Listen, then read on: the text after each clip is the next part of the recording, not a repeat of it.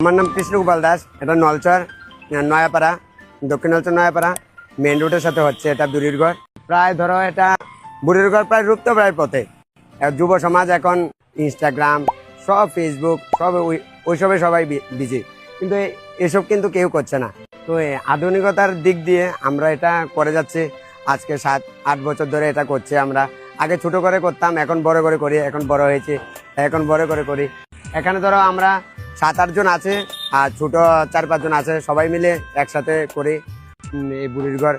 মানুষ প্রায় এটা ভুলে যাচ্ছে। আগেকার দিনে তো এটা হতো, এখন তো মানুষ প্রায় ভুলে যাচ্ছে এটা। আমরা কিন্তু এই পুরান যে ঐতিহ্যটা, ওই ওই সাম্রাজ্যটাকে আমরা ধরে রাখছি এখনো পর্যন্ত। ভবিষ্যতে পারি কিনা চেষ্টা করব, ভবিষ্যতে ধরে রাখার জন্য, যতদিন আছে এই পৃথিবীতে।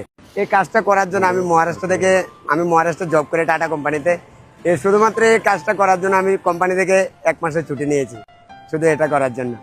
সবসময় করবো। আমি কোম্পানিতে বলে এসেছি আমাদের বাঙালির একটা উৎসব আছে, পৌষ পার্বণ।